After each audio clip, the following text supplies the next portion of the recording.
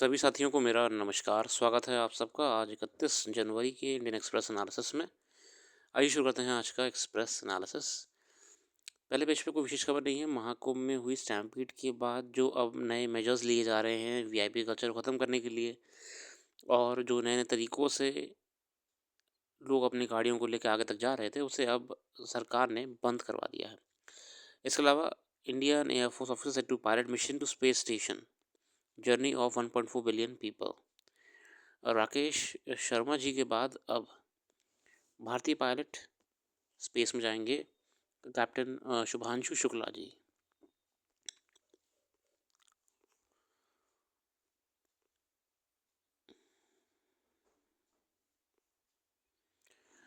आगे बढ़ते हैं आज के एडिटोरियल्स की तरफ और देखते हैं अब मेन आर्टिकल्स क्या क्या आए हैं जो हमारे लिए ज़रूरी है। ट्रेजेडी एट कुंभ, या पढ़ लीजिएगा, कुछ विशेष नहीं है। घटना के बाद क्या मेजर्स लिए जा रहे हैं उसको लेकर है। इकोनॉमिक्स करके खबर है, waiting and asserting US Fed keeps interest rates steady. It has underlined its independence in face of Trump's criticism. In its first meeting of the year, the US Fed Reserve voted to keep interest rate unchanged. The target range for the federal funds rebate rate remains at 4.25%. While central banks shield away from providing any forward guidance, most economists have expected to hold rates in this next meeting as well. अब इसमें हम US की federal reserve के rates, मतलब कि जो US का RBI है, उसको लेके क्यों बात कर रहे हैं? उसको लेके हम इसलिए बात कर रहे हैं क्योंकि देखा जाए तो dollar is dominating the economical market, और यूएस फेडरल रिजर्व जो भी डिसीजन लेता है इंटरेस्ट रेट्स कम ज़्यादा करने को लेकर अपनी डोमेस्टिक पॉलिसी के लिए, उसका असर पूरे ग्लोब पे पड़ता है, सीधे तौर पे, इनडायरेक्टली भी नहीं, सीधे तौर पे। और वो अल्टीमेटली आरबीआई को भी अपनी पॉलिसी चेंज करने के लिए मजबूर कर देता है। क्योंकि और उम्मीद की जा रही है कि शायद फेडरल रिजर्व भी रेट्स को चेंज नहीं करेगा, वो स्टडी रखने वाला है, स्टडी रेट्स पॉलिसी अपनाएगा। देखते हैं। In fact noted that economic activity was expanding at a solid pace, और उनकी बात ये, उन्होंने ये कहा कि इकोनॉमी बिल्कुल सही चल रही है, and unemployment had stabilised at a low level while inflation remained somewhat elevated. Recent data points to the strength of the US labor market. In 2024, 250,000 jobs were added, significantly outstripping expectations. The unemployment rate edged downwards to 4.1%. और जो latest data labour market का आया था कि employment बढ़ा है, 2,56,000 लोग को नौकरियों मिली हैं। जोड़े उन्होंने, देखिए यहाँ पे नौकरियां मिली हैं तो उसका यहाँ पे लिंक क्या आ रहा है, अर्थव्यवस्था फेडरल रिजर्व को क्या असर पड़ रहा है? मतलब कि इतना डॉलर जो है सर्कुलेशन में आना शुरू हो जाएगा, लोग कमाएंगे तो मार्केट हेल्दी हो जाएगी गोवा से। और अनएम्प्लॉयमेंट रेट 4.1% डाउन गई है, मतलब कि अब लोगों को रोजगार मिल रहा है वहाँ पे।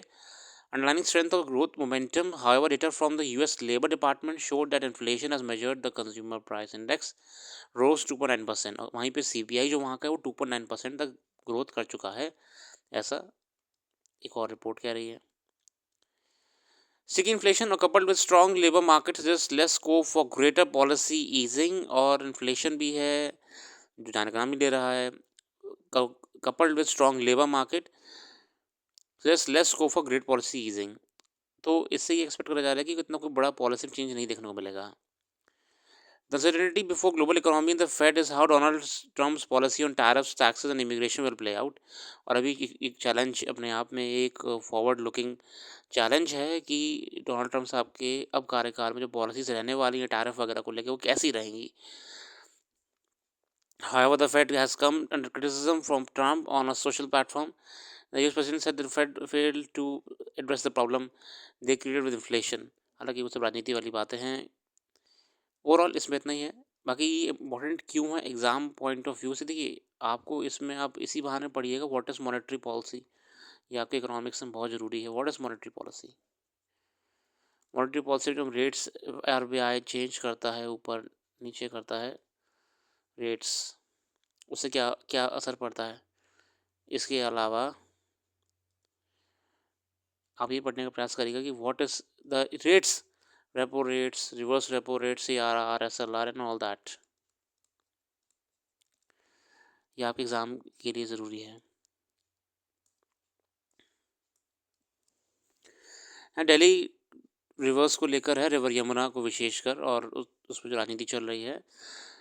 There are three separate issues concerning the Yamuna and Delhi: drinking water, pollution and environmental flow. Selja जी कहती हैं, पहला मुद्दा क्या है? The facts: the water coming from Haryana is the only source of drinking water in Delhi, and anxieties about its potability affect citizens, particularly when actual accountability is opaque. Supply of drinking water becomes crisis in Delhi every month. चुनौती दिल्ली में है, ये challenge अपना बहुत बड़ा है drinking water का. The capital receives drinking water from several key inlets that all originate in Haryana. और जो पानी हरियाणा की तरफ से आ रहा है, जैसे मैंने आपको अपनी जनसत्ता वाली वीडियो में बताया हुआ है कि मोस्ट प्रोबेबली जो पानी यूपी की तरफ से आ रहा है वो पॉल्यूटेड होके ही आ रहा है. जो पोर्टेबल वाटर, ड्रिंकेबल वाटर, वो हरियाणा से ही आ रहा है. ये वजीराबाद बैराज है, की पॉइंट्स वहाँ से एंटर करता है. During the lean seasons, water levels often drop, leading to ammonia contamination and water shortage in Delhi. और जब बिल्कुल पीक सीजन वगैरह होता है, आपका गर्मी वगैरह, तो हमारा हम देखते हैं कि पानी का लेवल नीचे चला जाता है. Cities drinking water depends on these inlets. Treatment at Delhi, Wazirabad, Chandraval, Okhla, Hyderpur and Bhavana treatment plants rest entirely on availability of water from Haryana. और जो आपके ट्रीटमेंट प्लांट्स हैं वज़ीराबाद में, चंद्रावल में, ओखला में, हैदरापुर में, ये आपके हरियाणा के पानी डिपेंडेंट हैं. When the water supply is depleted, what goes into the treatment plant becomes untreatable, leading to shutdowns. और जब पानी वहाँ पे नहीं आएगा तो शटडाउन वैसे ही हो जाते हैं. तो जो पानी चल रहा होता है वो हमको अनट्रीटेड वाटर मिल रहा होता है. Solution lies in a joint inspection of water rated released by Haryana, both in terms of quality and quantity. There is also need for an independent monitoring system to be established and retribution in case the water release is short of agreed norm or contains pollutants that render it untreatable for drinking. एक joint level पे काम करा जाए, ना कि एक दूसरे से लड़ा जाए. Second, issues of pollutants. Apart from ammonia, that is largely due to sewage flowing in storm water drains, the discharge of industrial effluents, mainly from unlicensed household industries and solid waste dumping. जो waste आपका directly Yamuna में enter कर रहा है. NGT ने इसे address करा है यमुना मॉनिटरिंग कमेटी के through. The Najafgarh supplementary and Shahdara drains are significant contributors to pollution in Yamuna, as they carry substantial amounts of untreated sewage. Untreated sewage is entering the Yamuna and industrial waste from various regions, including parts of Haryana and UP. To mitigate this, both states had committed to establishing STPs around. और दूसरी दोनों देश जो आपके उत्तर प्रदेश और दिल्ली है, इन्होंने STP से बनाए हैं जगह जगह पे. दिल्ली में यमुना का मुद्दा इतना बड़ा है जितना जीवन मृत्यु वाला हो गया, क्योंकि वो पानी के लिए दिल्ली बहुत डीपली डिपेंडेंट है यमुना रिवर पे. The Yamuna monitoring committee too had pointed out that Delhi suffered from severely reduced flow, especially during the 9 non-monsoon months, and this was leading to high contamination and ecological degradation. It recommended revisiting the 1994 water sharing agreement between the basin states of Delhi and Haryana, Himachal Pradesh, Rajasthan. और Yamuna monitoring committee ने कहा था कि वापस से भैया इसे बहुत सीरियसली एड्रेस करने की ज़रूरत है, और 1994 वाले कंसेंसस पे हमें वापस से आना पड़ेगा. दिल्ली में यमुना इतना सीरियस मुद्दा है. आगे बढ़ते हैं. India's oil imports reliance up to 82.1% demand growth pips domestic output. ये डीप सीक पे आरोप लगाया गया कि आपने ओपन एआई की डेटाबेस पे बेस होकर अपना मॉडल बनाया है. ये आरोप है, इसमें इन्वेस्टिगेशन करी जा रही है. माइक्रोसॉफ्ट भी कर रहा है और ओपन एआई भी कर रहा है. अब ये ईयर ऑफ स्नेक जो है, ये असल में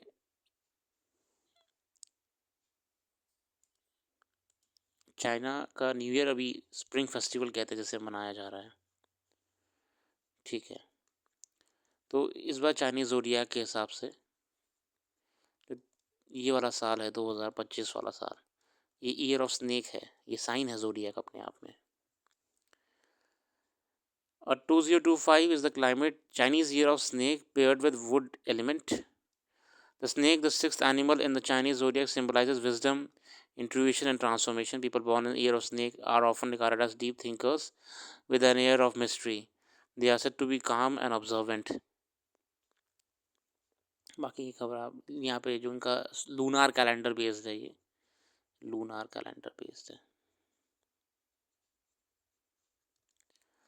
ये खबर उसमें भी कवर करी गई थी, यूएसए टुडे में, एक दिन पहले मैंने पढ़ी थी।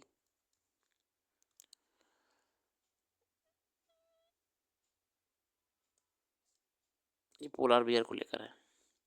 A study says the fur of polar bears contains an oily substance that helps them remain dry despite the creature sliding on ice and diving into water to hunt.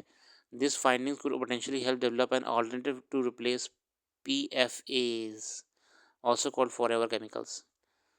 तो ये कह रहे हैं कि पोलर बियर के बालों में, hair में कुछ बढ़िया सी केमिकल ऑयल पाया जाता है जो कि उसको ड्राई रखता है बॉडी को उसकी। Societal anti-icing properties of polar bear was published in journal Science Advances on Wednesday. Researchers tested the resistance of the animal fur to ice using samples of polar bear fur from Svalbard and Norway and compared them with the human hair. तो वो testing वगैरह करी तो बाद में उन्होंने पाया कि ये बड़ी अच्छी बात है, इससे हम अपने प्लास्टिक पॉल्यूशन को भी कम कर सकते हैं, जो PFAs का यूज़ बढ़ा के कर रहे हैं। We can also have an alternative of it. बाकी बजट आने वाला था, उसको लेकर आर्टिकल सब आने शुरू ही जाएंगे। बहुत ही बढ़िया आर्टिकल था उदय मिश्रा जी ने जो लिखा था, आप चाहें तो उसे पढ़ लीजिएगा, मगर अभी directly exam point of view से आपको जरूरी नहीं, क्योंकि अभी बजट आया नहीं है। समझने के लिए ठीक है, बाकी होना तो वही है जो बजट में गवर्नमेंट चाहेगी। फिलहाल ये स्टैम्पीड हुई महाकुंभ है, उसको लेके आपके टॉपिक निकल के क्या आ रहा है? डिज़ास्टर मैनेजमेंट को हम इसमें इंक्लूड कर सकते हैं।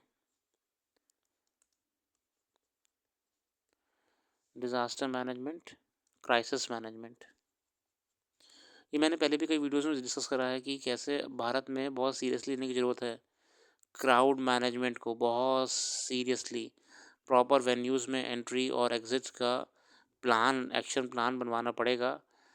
इमरजेंसी मेजर्स में कैसे ऑर्गेनाइजर्स डील करेंगे वो बताना पड़ेगा। ये सब एक एक्शन प्लान बना के लॉन्च करना चाहिए नेशन वाइड, क्योंकि ये घटना हम सिर्फ महाकुंभ की बात नहीं कर रहे हैं। आपने हाथरस में देखा था कुछ समय पहले, एक रिलीजियस गैदरिंग थी लीडर की, वहाँ पे भी घटना हो गई थी। बाकी अभी कुछ दिनों पहले कोई जैन्स थे, उनका आयोजन था मेरे ख्याल से महाराष्ट्र में, वहाँ पे भी स्टैम्पीड सी हो गई थी। और ये आए दिन कहीं स्टैम्पीड तो होती रहती है भारत में, कहीं ना कोई समारोह में। एक मेरे को ये लगता है कि नेशनल प्लान बनाया जाए क्राउड क्राइसिस मैनेजमेंट का या इवेंट मैनेजमेंट का, जिसमें जो भी ऑर्गेनाइजर्स जहाँ पे भी भारत में कोई भी अपना समारोह करें, उनको इसके सारे नियमों को लागू करना पड़ेगा, because life is very precious. फिलहाल इसी के साथ आज के लिए रखते हैं। अपना कीमती समय देने के लिए बहुत बहुत धन्यवाद। चाहे तो डिटेल्स करंट अफेयर्स जानने के लिए हमारी वेबसाइट को भी विजिट कर सकते हैं, उसका लिंक डिस्क्रिप्शन में मौजूद है। Thanks for giving your precious time. Have a very nice day.